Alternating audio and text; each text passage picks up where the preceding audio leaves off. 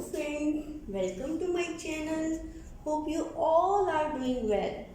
In continuation of our topic, Jean Piaget theory of cognitive development, today we are going to discuss four important stages. The four important stages. So let's start.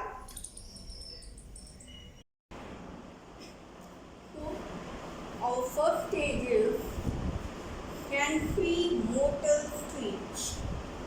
Sensory motor stage. And this stage starts from birth. Okay, this stage starts from birth and continue up to 2 years. Okay, after birth continue up to 2 years. मतलब कि जन्म के समय पे ये जो stage है start हो जाती है और जन्म के बाद 2 साल तक ये रहती है. ओके, क्या कहते हैं इसको? Sensory motor stage. Sensory motor stage. आइए इसके बारे में थोड़ा एक्सप्लेनेशन करते हैं, जानते हैं. तो सेंसरी, देखो नाम से ही पता लगा है हमें. सेंसरी मतलब हमारे सेंस ऑर्गन. ठीक है. मोटर मतलब एक्टिविटी. ओके, सेंसरी मीन्स हमारे सेंस ऑर्गन्स और मोटर मीन्स हमारी एक्टिविटी. क्या होगा कि बच्चा जो है वो अपने सेंसेस को यूज़ करके, अपने सेंस ऑर्गन्स को यूज़ करके, सेंसेस को यूज़ करके नॉलेज एक्वायर करेगा. ठीक है, या फिर अपनी एक्टिविटीज से नॉलेज एक्वायर करेगा. ठीक है. मतलब कि ये जो स्टेज है हमारी, ये हमें क्या समझा रही है? इसमें फर्स्ट स्टेज में पियाजे क्या कह रहे हैं, हमसे क्या कहना चाह रहे हैं कि बच्चा जो है बर्थ से 2 इयर्स तक अपने सेंस ऑर्गन्स और एक्टिविटीज से सीखता है. ठीक है, अपने सेंस ऑर्गन और एक्टिविटीज से सीखता है. अब देखिए, बहुत ही बेसिक बात है कि सेंस ऑर्गन कौन से होते हैं हमारे? मेन सेंस ऑर्गन यही है, आईज, ईयर, स्किन, टंग, यही है. ठीक है. तो इन्हीं से जो है बच्चा जो है सीखता है. कैसे? कुछ भी आपने उसको दे दिया, कोई भी टॉय दे दिया या कुछ भी दे दिया, मतलब या फिर बच्चे ने खुद से मतलब पकड़ लिया कुछ, तो उसको जो है वो टच करके देखेगा. ठीक है, उसके अपने हाथों से टच करके देखेगा. देन कुछ भी खिला रहे हो आप उसको, तो वो उसको टेस्ट से समझेगा कि हाँ भाई ये तेरे को जो है पहले भी खिला चुके हैं, ये कुछ भी है, मतलब टेस्ट से समझेगा. ठीक है. चीज़ों को देखेगा, उससे समझेगा. सुनेगा, डिफरेंट वॉइस सुनेगा, कभी अपने फादर की, अपने सिस्टर की, ब्रदर की, घर में जितने मेंबर हैं या कोई बाहर से भी है तो वॉइस से भी समझेगा वो. ठीक है. तो मतलब कि अपनी इंद्रियों से, सेंसेस मीन्स इंद्रियों से जो है बच्चा ज्ञान अर्जित करेगा और अपनी एक्टिविटीज से करेगा. ठीक है. और जो है वो चीज़ों को तोड़ मोड़ के देखता रहेगा. लिटिल साइंटिस्ट पियाजे ने पहले ही हमें कहा है कि child is a little scientist. तो वो जो है अपनी एक्टिविटीज से भी अपनी समझ बनाएगा. चीज़ों को गलत लगा के, सही लगा के, अपने अकॉर्डिंग लगा के वो समझेगा. ठीक है. तो मेन बात इस स्टेज की क्या है कि बच्चा जो है अपने सेंस ऑर्गन से सीख रहा है और अपनी एक्टिविटीज से अपनी समझ बना रहा है. मतलब कि अपने सेंस ऑर्गन और एक्टिविटीज में वो अपनी समझ बना रहा है. देखिए, सेंसरी मोटर स्टेज में एक और मेन पॉइंट आता है and that is object permanency. क्या है ऑब्जेक्ट परमानेंसी? ऑब्जेक्ट परमानेंसी क्या होता है? देखिए, नाम से ही हम समझ पा रहे हैं कि ऑब्जेक्ट का, किसी चीज़ का परमानेंट हो जाना. ओके. क्या होता है जब बच्चा जो है 9 महीने से पहले मतलब कि बर्थ हुआ है और उससे अप टू 9 मंथ, तो 9 महीने से पहले क्या होता है, बच्चे को अगर कुछ भी हम दिखा रहे हैं, कोई भी चीज़ वो देख रहा है या किसी पर्सन को वो देख रहा है, तो वो उसके माइंड में जो है टेम्परेरी बेसिस पे रहता.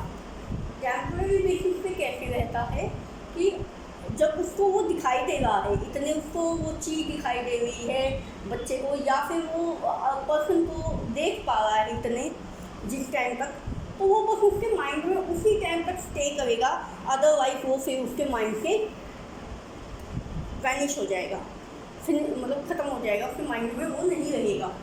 ठीक है, मतलब कि जैसे हमने जो है एक बॉल दे दी बच्चे को, वो इतने उससे खेलेगा, इतने उसके पास रहेगी, इतने उसके माइंड में रहेगा कि हाँ मतलब एक बॉल है, ओके, टॉय है। और जब आप उसे ले लोगे तब उसके माइंड में नहीं होगा कि हाँ तेरे पास बॉल भी थी या बॉल भी अब होगी कहीं पे, ऐसा उसके माइंड में कुछ भी नहीं है। मतलब कि वो एक पॉइंट होता है ना कि नज़र हटी और दुर्घटना घटी, वो वाली बात हो जाती है यहाँ पे कि नज़र जैसे ही उसकी नज़र हटेगी, ठीक है, तो वो चीज़ों को भूल जाएगा। ओके, मतलब कि टेम्परेरी बेसिस पे चीज़ें उसके माइंड में रहती हैं, परमानेंट नहीं होती हैं। कब तक? जब तक वो 9 महीने का नहीं हो जाता। और 9 महीने से 11 महीने के बीच में, चाहे वो फिर 9वां महीना हो, चाहे वो 10वां हो या 11वां हो, ठीक है, may be it is 9th, 10th और 11th, तो किसी भी मंथ में 9 अप टू 11 मंथ में जो है ऑब्जेक्ट परमानेंटली हो जाएगी। मतलब क्या है कि कोई भी चीज़ है वो बच्चे के दिमाग में स्थायी हो जाएगी। स्थायी हो जाएगी का मतलब क्या है कि परमानेंट हो जाएगी। ठीक है, परमानेंट हो जाएगी। अब वो सिचुएशन नहीं रहेगी कि अगर आपने उसको एक बार दिखा दिया और हटा दिया तो वो जो है उसके लिए एग्जिस्ट ही नहीं करती। ठीक है, ऐसी सिचुएशन नहीं रहेगी।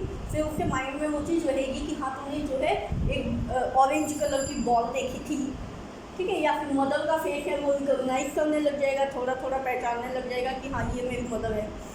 ठीक है, देखो क्या होता है कि जब 9 मंथ से पहले बच्चे को कोई ले लो गोद में, बच्चा नहीं होएगा। क्यों?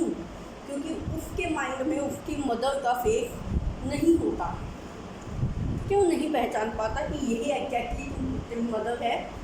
ठीक है, लेकिन 9 मंथ के बाद जो है वो पहचानने लगता है, थोड़ी थोड़ी चीज़ों को वो जो है याद रखने लगता है। ठीक है, 1-2 चीज़ को वो याद रखेगा कि हाँ ये मेरी मदर है, और वो फिर उसके लिए रोएगा।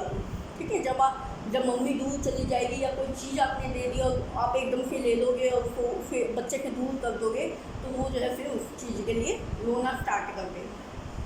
ठीक है, तो ऑब्जेक्ट परमानेंसी को हम out of site and out of mind, ठीक है, out of site and out of mind की भी काफ़ी पॉइंट कहते हैं कि जैसे ही नज़र से हटा तो माइंड से भी वो स्किप हो गया, मतलब ख़त्म हो गया। ठीक है, तो out of site and out of mind का ये है ऑब्जेक्ट परमानेंसी। 9 महीने के पहले ऑब्जेक्ट जो है बच्चे के दिमाग में ऑब्जेक्ट है या पर्सन है कुछ भी है वो जो है टेम्परेरी बेसिस पे रहेगा, और आफ्टर 9 मंथ 9 to 12 मंथ के बीच में जो है ऑब्जेक्ट या पर्सन जो है वो माइंड में परमानेंट रहने लग जाएगा। ओके, मतलब एक याद बन जाएगी उसकी कि हाँ मैंने ऐसा कुछ अभी देखा था, या मेरी मदर ऐसी है, ये मेरी मदर नहीं है। तो थोड़ा थोड़ा पहचानने लगेगा चीज़ों को, थोड़ा थोड़ा, इतना नहीं लेकिन थोड़ा। देखिए नेक्स्ट पॉइंट जो हैंड फ्री मोटर स्टेट में आता है वो क्या है? गोल डायरेक्टेड बिहेवियर।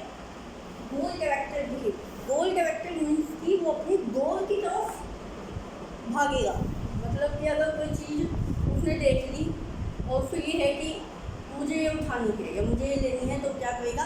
उसकी तरफ मूव ऑन करेगा। ठीक है, अपने गोल पे वो जाना चाहेगा, उसको लेना चाहेगा। उसका यही मतलब है कि गोल डायरेक्टेड बिहेवियर होगा, कुछ भी वो देखेगा तो उसकी तरफ वो जाना चाहेगा। ठीक है, उसकी तो अपने गोल को अचीव करना चाहेगा। कोई भी बॉल देख ली या कोई टॉय देख लिया तो उसको उठाने की लालसा में रहेगा और उसको उठाने के लिए वो भागेगा। मतलब कि भागता तो नहीं है, खैर 2 साल के बच्चे जो है 0 से 2 ईयर के बच्चे भागेंगे नहीं, मतलब कि वो जो है उसी तरफ जाएगा। ओके, नेक्स्ट पॉइंट क्या आता है इसमें हैंड फ्री मोटर स्टेट में? नेक्स्ट पॉइंट है रिफ्लेक्स एक्शन एंड। जो रिफ्लेक्स एक्शंस होते हैं बच्चे में वो जो है एंड होने स्टार्ट हो जाते हैं। कुछ थोड़े बहुत ही बचते हैं, ऑलमोस्ट जो है एंड हो जाते हैं। तो रिफ्लेक्स एक्शंस की बात कर लेते हैं। देखिए कौन सा होगा, देखो ब्लिंकिंग ऑफ आईज। जब बच्चा छोटा होता है, बहुत छोटा होता है, जैसे 0 to 2 ईयर्स में होता है, तो बच्चा जो है बहुत ज़्यादा पलके झपकाता है, ठीक है, बहुत ज़्यादा ब्लिंक करता है अपनी आईज को। तो वो क्या होगा कि जैसे जैसे वो 2 ईयर्स की तरफ मूव करेगा तो अपनी जो उसकी पलकें हैं वो थोड़ी कम झपकेंगी, तो पलकों का झपकना जो है वो थोड़ा कम हो जाएगा। ऐसा नहीं है कि बिल्कुल ही बंद हो जाएगा, बस थोड़ा सा कम हो जाएगा पहले as comparing to 0 to 2 years. Okay, like routing है, बच्चे को आप कुछ पकड़ा दो, वो एकदम से जैसे उंगली पकड़ा दिया आपने उसको तो एकदम से उसको पकड़ लेगा, ठीक है। ये एकदम ये बच्चा आराम से लेटा हुआ है, आप एकदम से जाकर बच्चे को हाथ लगाओगे तो सारे का सारा हिल जाएगा एकदम से, ठीक है। तो वो चीज़ें जो है कम हो जाएगी, यहाँ पे कम हो जाएगी। रिफ्लेक्स एक्शन जो है वो एंड पे आ जाएंगी सेंसरी मोटर स्टेज में। ओके, तो अब आ जाते हैं सेकंड स्टेज पे। और सेकंड स्टेज कौन सी है? Pre operational stage. Pre operational stage है हमारी सेकंड स्टेज, जो कि 2 से 6 ईयर तक, मतलब 2 से 6 साल तक की एज है ये, ठीक है। जब बच्चा 2 साल में एंटर 2 साल से 6 साल तक का होता है तब ये स्टेज होती है बच्चे की, ठीक है। प्री ऑपरेशनल स्टेज मतलब कि ऑपरेशन से पहले की स्टेज, लॉजिक से पहले की स्टेज। ऑपरेशन से यहाँ क्या मतलब है? लॉजिक, ठीक है। तो लॉजिक से पहले की स्टेज है ये। तो क्या होगी लॉजिक से पहले की? अनलॉजिकल थिंकिंग आएगी इसमें, analogical thinking and transductive reasoning, ठीक है। अनलॉजिकल थिंकिंग मतलब कि बच्चा कुछ भी तर्क लगाएगा अपने माइंड से सोच के, बाकी तर्क का कोई मतलब नहीं होगा, कोई मीनिंगफुल तर्क नहीं होगा, वो मीनिंगफुल रीजनिंग नहीं देगा वो किसी भी चीज़ के बारे में। तो कुछ भी मतलब अक्कड़ बक्कड़ बम्बे वो लगा देगा कुछ भी अपने हिसाब से। लाइक जैसे बच्चा कहेगा कि बच्चे को हमने ट्रेन में बिठा दिया और वो खिड़की से बाहर देख रहा है और वो देख रहा है कि ट्रेन के साथ साथ जो प्लांट्स हैं, जो ट्रीज हैं, वो मूव कर रहे हैं, मतलब ट्रेन के साथ साथ चल रही है। तो क्या कहेगा कि ट्रेन चल रही है तो प्लांट्स चल रही है, ठीक है, या प्लांट्स चल रहे हैं तो ट्रेन चल रही है, ठीक। इसका कोई लॉजिक नहीं होगा। ओके,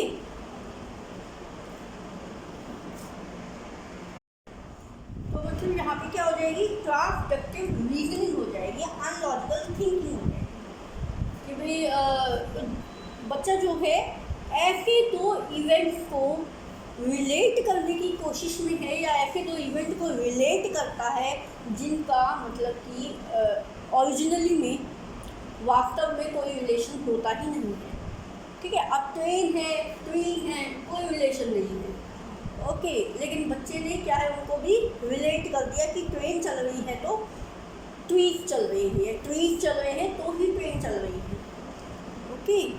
वैसे उनका कोई लिंक नहीं है, ट्रेन अपना ठीक है इंजन से चल रही है और ट्रीज जो है वो चलते नहीं है, वो वहीं पे है, उनकी कोई मूवमेंट नहीं है, ओके।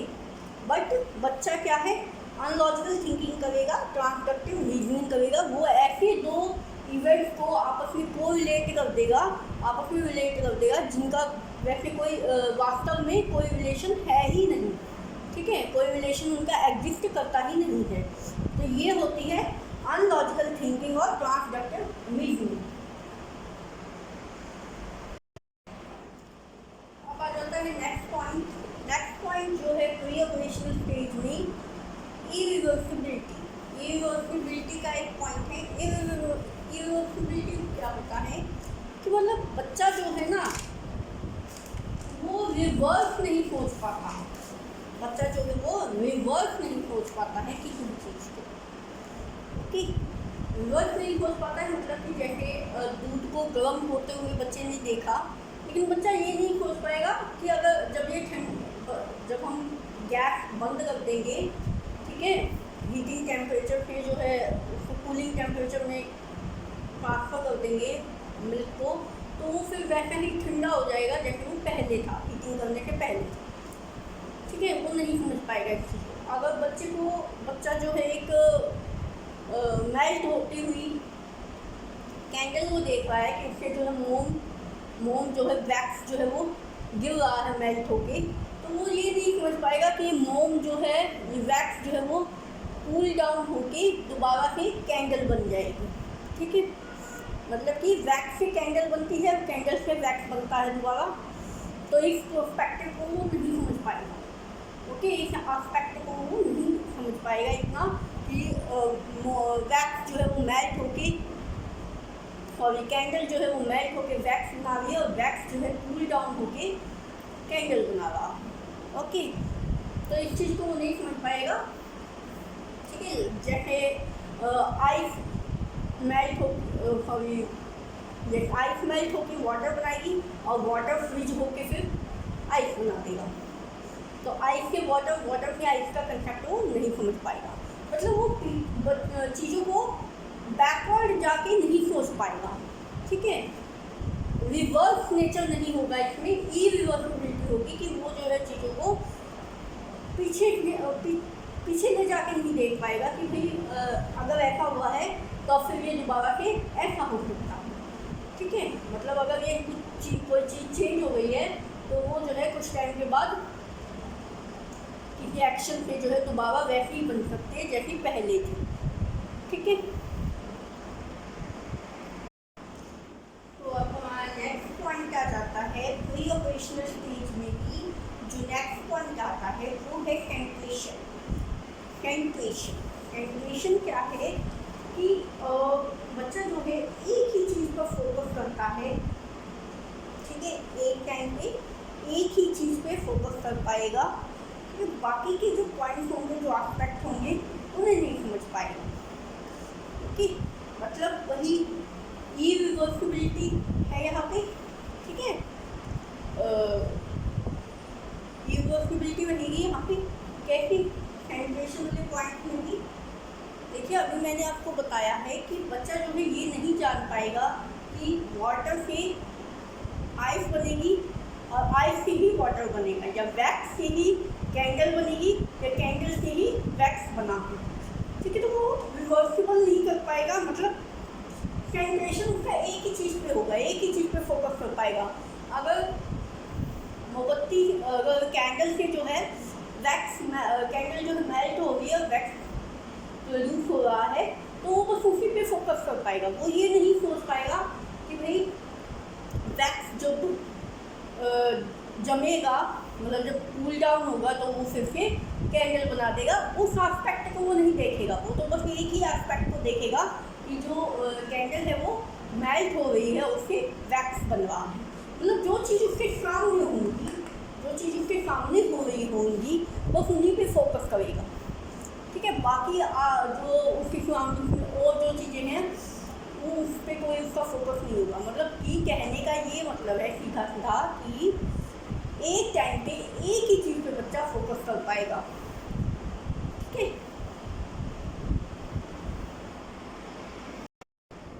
अब जो नेक्स्ट पॉइंट आता है प्री ऑपरेशनल स्टेज में, नेक्स्ट पॉइंट जो आता है वो है ईगो सेंट्रिक। ईगो सेंट्रिक मतलब अहम केंद्रित।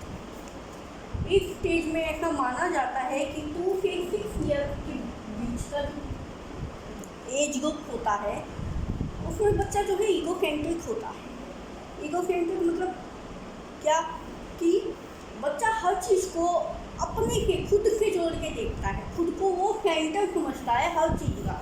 वो सोचता है कि जैसे वो फील कर रहा है वैसा ही सब फील कर रहे हैं। जो चीज़ उसकी फेवरेट है वही सबकी फेवरेट है, जो चीज़ उसको पसंद नहीं है वही सबको पसंद नहीं है। ठीक है, तो पूरे वर्ल्ड का, ठीक है, वो सेंटर है। उसको देख जैसा वो वैसे ही सब बिहेव करते हैं। जो चीज़ उसके लिए जैसी है वैसे ही दूसरों के लिए, कि वो दूसरे का मतलब किसी दूसरे पर्सन का जो है पर्सपेक्टिव नहीं समझ पाता है, किसी दूसरे पर्सन की फीलिंग्स उसके मतलब उसको नहीं समझ पाता, दूसरे पर्सन के एस्पेक्ट को, पर्सपेक्टिव को नहीं समझ पाता है। बस खुद को समझता है कि अगर मुझे कोई चीज़ अच्छी नहीं लग रही है तो वो चीज़ सबको, किसी को भी अच्छी नहीं लग रही है, सबको अच्छी नहीं लग रही है, ठीक है। तो मैं सेंटर हूँ, ठीक है, मुझे जो जैसा लगता है वो वैसा है, सबको वो वैसा ही लगेगा। तो वो खुद को सेंटर समझता है, ईगो सेंट्रिक होता है, वो खुद को सेंटर समझता है हर चीज़ का। वो अपनी नापसंद, अपनी पसंद के अकॉर्डिंग ही दूसरों की लाइक डिसलाइक को देखता है, तो जो चीज़ें उसको डिसलाइक है वही दूसरों को डिसलाइक होगी। अब जो लास्ट पॉइंट आता है प्री ऑपरेशनल स्टेज का, वो है एनिमेशन, और यहाँ से ना क्वेश्चन जरूर आता है, ओके। एनिमेशन, तो एनिमेशन एक इम्पॉर्टेंट टर्म है अपने आप में। क्या कहता है एनिमेशन, कि बच्चा जो है नॉन लिविंग और लिविंग थिंग्स में फ़र्क नहीं कर पाएगा, डिफ्रेंशिएट नहीं कर पाएगा, okay. Child can not able to differentiate between a living and a non living thing. Like उसको क्या लगता है बच्चे को कि सभी लिविंग हैं, वो जो है नॉन लिविंग थिंग्स को भी लिविंग समझता है, कि सब में जान है, सबको फील होता है, ठीक है। जैसे उसे फील होता है, उसमें जान है बच्चे में, वैसे ही सब में जान है और सबको फील होता है। तो क्या होता है कि मान लो जैसे फॉर एन एग्जाम्पल, बच्चा कभी कभी गिर जाता है मान लो ज़मीन पे, तो वो होता है, पेरेंट्स पूछते हैं कि बच्चे क्यों रो रहे हैं, तो वो कहता है कि मुझे ज़मीन ने मारा, आप जो है ज़मीन को मारो, ठीक है। तो मान लो हमने जैसे 2-3 बार हिट कर दिया लैंड को, ज़मीन को अगर 2-3 बार हिट कर दिया तो खुश हो जाएगा कि हाँ इसकी पिटाई होगी, अब इसको जो है जो दर्द मुझे हुआ है गिरने के वही जो है ज़मीन को भी होगा, क्योंकि वो क्या सोचता है कि ये क्या है, लिविंग। या मान लो बच्चा कहीं जा रहा है, चलते चलते वो जो है उसको टेबल लग गई या चेयर लग गई, तो वो रो रहा है, दैन कोई उससे पूछता है कि बेटा क्या हुआ, आप क्यों रो रहे, तो कहता है कि मुझे जो है टेबल ने या चेयर ने मारा है और आप इसको मारो, तो वो बैक हिट करवाएगा, ठीक है। और जब उसको टेबल को या चेयर को बैक हिट करेंगे तो बच्चा खुश हो जाएगा कि ठीक है, जो पेन मुझे हुआ था वही इनको हो रहा है सेम, ठीक है। तो वो एनिमेशन है। एनिमेशन का मतलब यही है कि बच्चा जो है वो डिफ्रेंशिएट नहीं कर पा रहा है, वो जो है अंतर नहीं कर पा रहा है लिविंग और नॉन लिविंग में। उसे जो है हर कोई लिविंग लगता है, नॉन लिविंग थिंग भी उस बच्चे को लिविंग लगती है। Now third stage, concrete operational stage. Third stage of Jean पियाजे theory is concrete operational stage.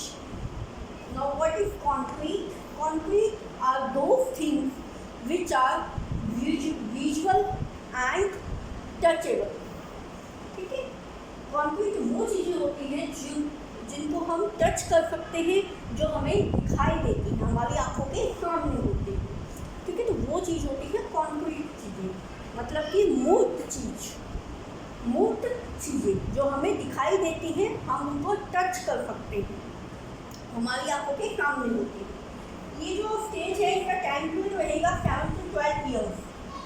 इस कॉन्क्रीट ऑपरेशनल स्टेज में जो बच्चे आएंगे उनका एज ग्रुप है 7 to 12 ईयर्स। एंड यहाँ पे देखिए क्या होगा, लॉजिकल थिंकिंग आ जाएगी, लॉजिकल थिंकिंग, ठीक है। मतलब वो बेतुकी की बातें नहीं करेगा, वो तुक वाली बातें करेगा, जिनका कुछ लॉजिक बनता हो, जिनका कुछ मतलब निकलता हो वास्तव में, ठीक है। इस स्टेज के पहले जो स्टेज थी प्री ऑपरेशनल स्टेज, उसमें क्या है कि अनलॉजिकल थिंकिंग थी, वो लॉजिक से पहले की स्टेज थी, अनलॉजिकल थिंकिंग थी। बच्चा इतना मैच्योर नहीं था कि वो लॉजिक्स लगा पाए, ठीक है। इरिवर्सिबिलिटी थी उसके थॉट्स में, वो जो है रिवर्स नेचर को नहीं समझ पा रहा था चीज़ों के, लेकिन यहाँ पे क्या है, लॉजिक आ गया है, लॉजिकल थिंकिंग आ गई है। लेकिन ये जो लॉजिकल थिंकिंग है ये ओनली एंड ओनली कॉन्क्रीट चीज़ों के लिए आई है। ओके, ये बहुत ही मेन बात है। यहाँ पे कई बार जो है कंफ्यूजन क्रिएट हो जाती है, या ये कह लो कि बच्चे जो है एग्जाम में क्वेश्चन गलत करके आते हैं। तो इस चीज़ को समझना बहुत जरूरी है कि लॉजिकल थिंकिंग तो आ गई, बट लॉजिकल थिंकिंग की अभी लिमिट है। ठीक है, लिमिट क्या है कि ओनली कॉन्क्रीट थिंग्स पे आएगी, ये नहीं कि किसी भी चीज़ पे आ जाएगी, वो सिर्फ कॉन्क्रीट चीज़ों पे आएगी जो बच्चे को दिखाई दे रहे हैं या बच्चा जिनको टच कर पा रहा है, उन्हीं के लिए उसके माइंड में लॉजिकल थिंकिंग आएगी। देखिए क्या होगा अब, क्योंकि लॉजिकल थिंकिंग आ गई है तो वो कैसे आएगी, वो जो है रिवर्स थिंकिंग से आएगी। यहाँ पे रिवर्स थिंकिंग भी होने लग जाएगी, मतलब बच्चा जो है बैक जाके सोचने लग जाएगी, बैकवर्ड थिंकिंग भी करने लग जाएगा कि अच्छा इससे ये हुआ था तो अच्छा इससे ये हो सकता है। ठीक है, मतलब कि बच्चा ये समझने लग जाएगा कि कैंडल जो है मेल्ट होके वैक्स बना रही है, तो वैक्स जो है वो कूल डाउन होके फ्रीज होके वापस से क्या कैंडल बना देगा। ठीक है, या आइस सॉरी वाटर जो है वो फ्रिज होके आइस बना रहा है, तो आइस जो है वो मेल्ट होके वाटर बना देगी। तो वो जो है रिवर्स थिंकिंग यहाँ पे करने लगेगा, रिवर्स थिंकिंग होने लगेगी कॉन्क्रीट चीज़ों के लिए। ये हमेशा याद रखना है कि यहाँ पे क्या है, लॉजिक लगेगा तो भी कॉन्क्रीट चीज़ों के लिए, रिवर्सिबल थिंकिंग आएगी तो वो भी सिर्फ और सिर्फ कॉन्क्रीट चीज़ों के लिए आएगी जो हमें दिखाई देती हैं, जो टचेबल हैं और विजुएबल हैं, जो बच्चे के सामने है और जो जिन्हें बच्चा देख सकता है, टच कर सकता है। ओके, तो यहाँ पे रिवर्सिबल थिंकिंग भी आ जाएगी और लॉजिकल थिंकिंग भी आ जाएगी। तो यहाँ पे जो है आपकी थर्ड स्टेज में, कॉन्क्रीट ऑपरेशनल स्टेज में जो ट्रांजिटिविटी आ जाएगी। ट्रांजिटिविटी मीन्स कि बच्चा जो है चीज़ों को देख के शेप साइज वगैरह से तर्क लगाने लगेगा। ठीक है, मतलब कि क्या है, CCS यहाँ आ जाएगा। CCS क्या है, conservation, classification and filiation. Conservation, classification and फिलिएशन।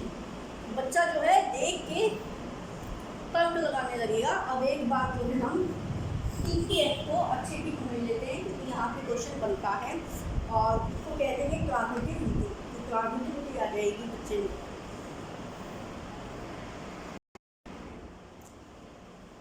देखिए ट्रांजिटिविटी जो है, ट्रांजिटिविटी इसको हम ऐसे भी समझ सकते हैं कि क्या होगा, मान लो तीन चीज़ें हैं बच्चे के सामने, A, B और C।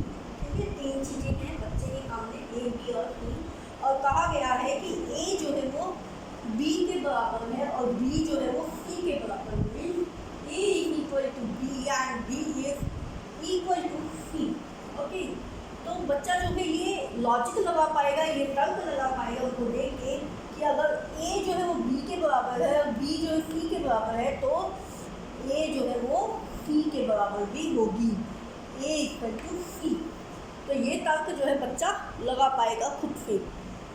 अगर उसको रूल समझा दिया जाता है कि A जो है वो B के बराबर है और B C के बराबर है, तो बच्चा ये लॉजिक लगा पाएगा कि A जो है वो C के बराबर भी होगी। ठीक है, क्योंकि उसमें ट्रांजिटिविटी आ गई है, CCS का कॉन्सेप्ट उसमें आ चुका है। बच्चा जो है चीज़ों को देख के लॉजिक लगा सकता है। ये ट्रांजिटिविटी जो है ये और ज़्यादा क्लियर हो जाएगी जब हम CCS को समझेंगे। तो आइए CCS को समझते हैं पहले। तो जी CCS का कंसेप्ट समझ लेते हैं। क्या होता है ये, conservation, classification and filiation. Conservation, classification and filiation. तो कंजर्वेशन में क्या होता है, कंजर्वेशन में बच्चा जो है क्वांटिटी को समझता है, क्वांटिटी को। ठीक है, कंजर्वेशन में क्या समझेगा वो, क्वांटिटी को, और क्लासिफिकेशन में समझेगा वो प्रॉपर्टी को।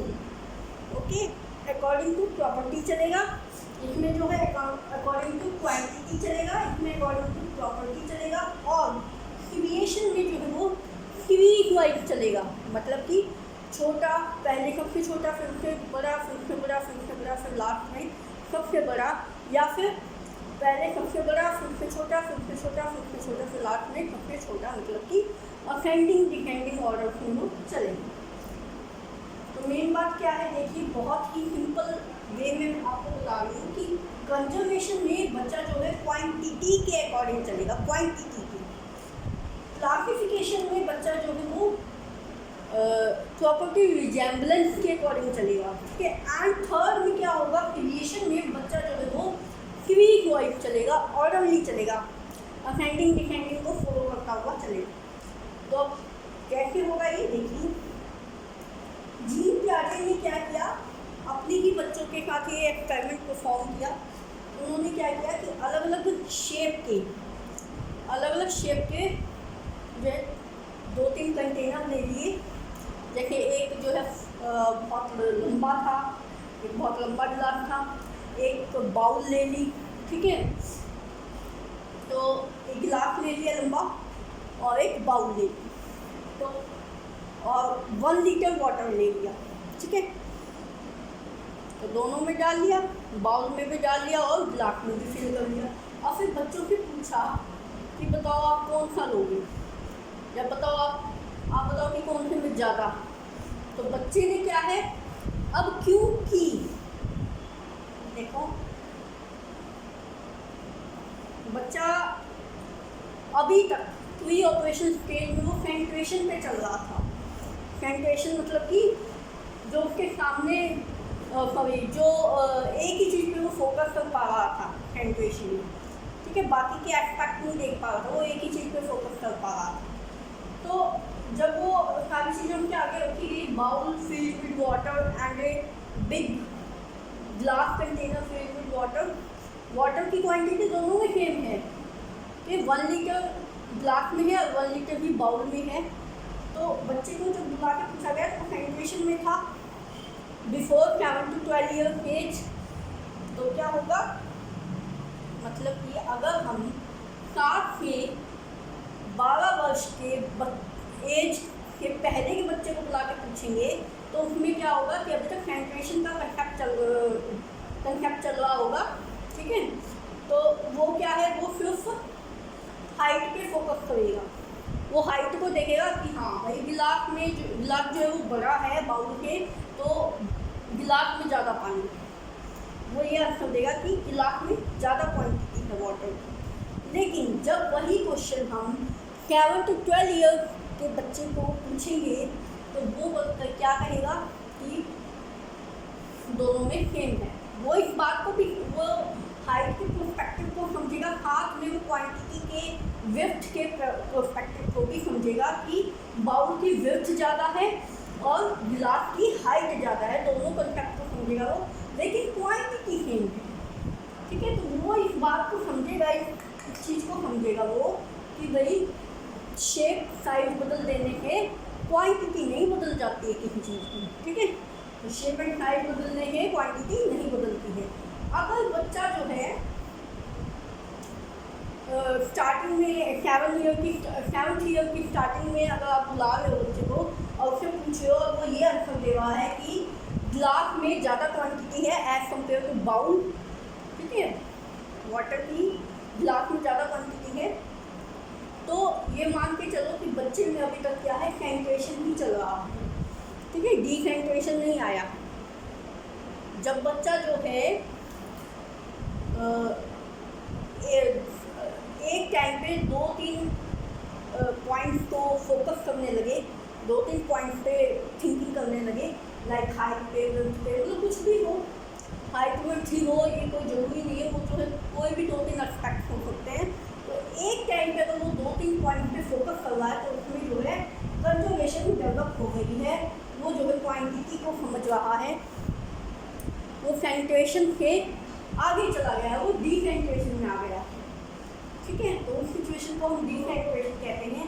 और यहाँ पे क्या है, ये कंजर्वेशन है कि वो जो है क्वांटिटी के पर्सपेक्टिव को समझ रहा है, वो समझ रहा है कि हाइट और शेप साइज चेंज करने से क्वांटिटी नहीं बदल जाती, क्वांटिटी उतनी। ये है आपका कंजर्वेशन। ठीक है, ओके। नाउ नेक्स्ट क्या आता है, क्लासिफिकेशन। अब क्लासिफिकेशन का क्या है कि वो जो है प्रॉपर्टीज की रिजेम्बलेंस पे चलेगा। ठीक है, प्रॉपर्टीज की सिमिलैरिटी में चलेगा। मतलब 2-3 चीज़ें उसके बच्चे के सामने होती तो वो उनमें क्या करेगा, देखेगा कि इनकी प्रॉपर्टीज कितनी मैच करती है, और जिनकी प्रॉपर्टीज मैच करती होंगी उनको एक साइड में रखेगा। लाइक यहाँ पे क्या है, वो कलर और शेप पे फोकस कर रहा है, 2 चीज़ों पे फोकस कर रहा है एक टाइम पे, और according to same colour and same shape वो जो है चीज़ों को एक ग्रुप में अरेंज कर रहा है। जैसे ये येलो है, दोनों येलो कलर के हैं एंड दोनों जो है राउंड है। ओके, तो इनको एक ग्रुप में रख दिया। दूसरा देखिए, ये जो है रेड कलर के हैं दोनों एंड दोनों स्क्वायर शेप के हैं, तो इनको एक ग्रुप में रख दिया।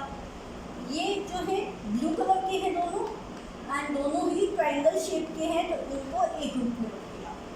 ओके, तो यहाँ पे क्या होगा, कैटेगरी बनेगी, कैटेगरी बनाएगा बच्चा चीज़ों की, लेकिन अकॉर्डिंग टू देयर प्रॉपर्टीज के अकॉर्डिंग वो चलेगा। ठीक है, किसी भी चीज़ की प्रॉपर्टी हो को लेके वो चल सकता है। लाइक कलर है, लाइक शेप है, साइज है, कुछ भी है। तो जिनकी आपस में, जिन 2 चीज़ों की या 3 चीज़ों की आपस में रिजेम्बलेंस होगी वो उनको एक ग्रुप में फिक्स कर देगा। ठीक है,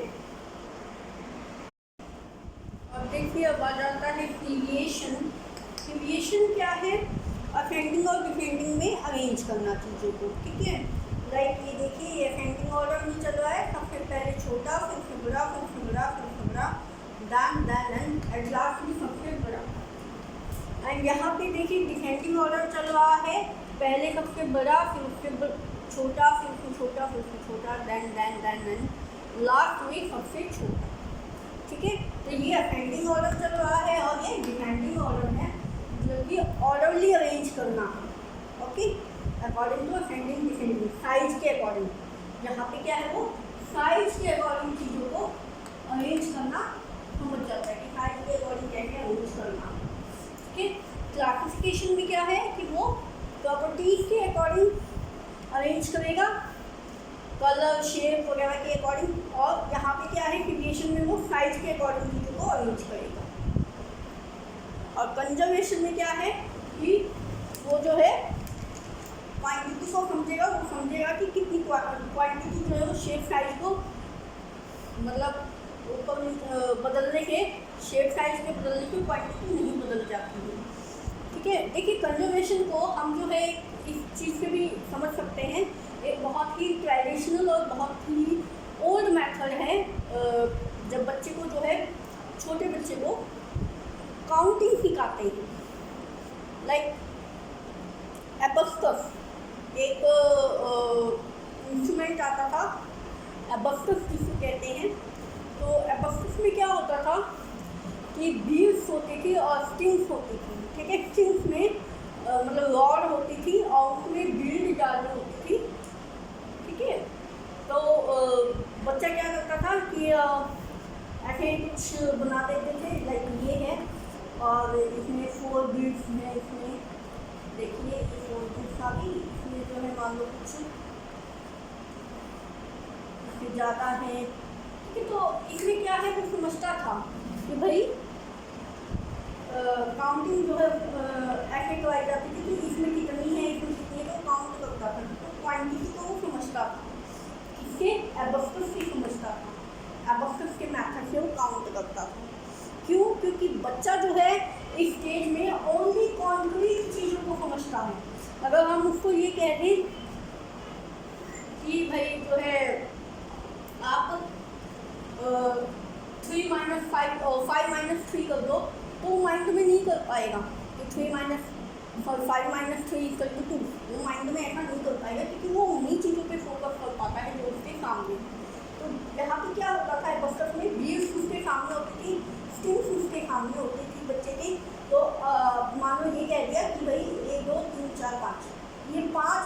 हैं और आपको 5 फ्रूट्स में से 3 माइनस करने तो वो 3 पर से 3 निकाल देगा और बचेंगी तो उसको काउंट करके वो ईजिली बता देगा कि इसमें जो है 5 - 3 = 2।